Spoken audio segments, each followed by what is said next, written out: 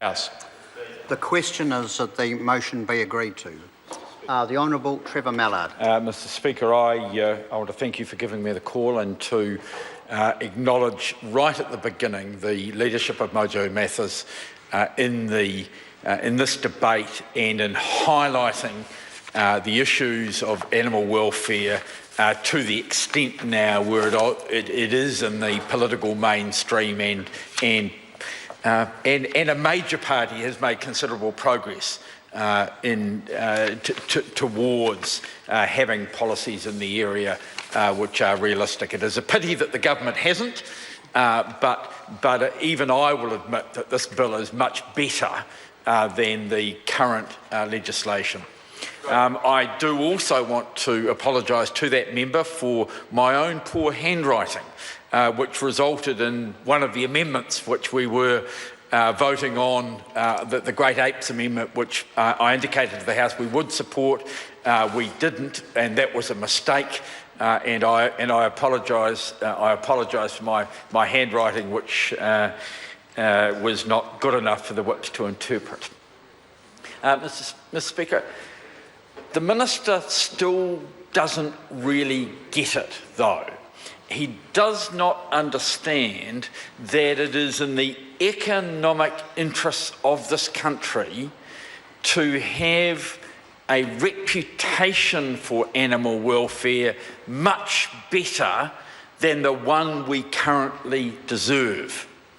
Mr. Speaker, every 2 or 3 months we have examples of farmers who let the side down. They're not typical farmers, they're not run-of-the-mill farmers, but as I have said on every occasion when I've addressed it, but they let the side down, and the Minister's slackness with resourcing the enforcement from MPI is the main reason that many farmers get away with it for years and years and years, and as a result of that, our reputation is placed at risk.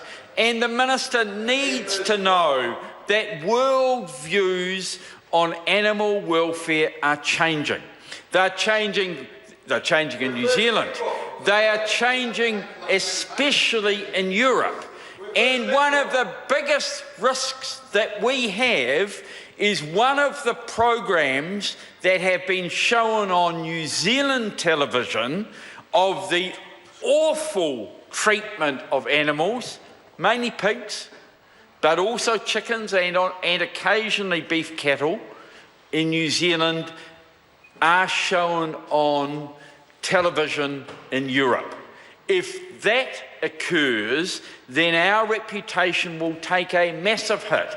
And what will make it worse will be if the Minister is shown once again in his apologist mood for farmers who are cruel to animals. Because on just about every occasion when one of these series of abuses have been revealed publicly, the Minister has been interviewed and he has been an apologist for the slack enforcement of his ministry. The slack of enforcement of his ministry. He has supported their levels of enforcement. He has said that they do a good job. And the problem, Mr. Speaker, which is obvious to everyone, is that he is conflicted on this issue in his ministerial roles. He misunderstands his responsibility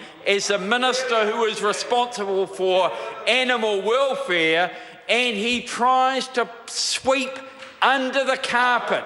He tries to sweep it. Mr. Speaker, there are some things which we should have done here. For example, we should not let cruel practices continue for another 15 years. And that's what that Minister supported. We should be stopping the puppy milling that is occurring in New Zealand, and that is what that Minister supports.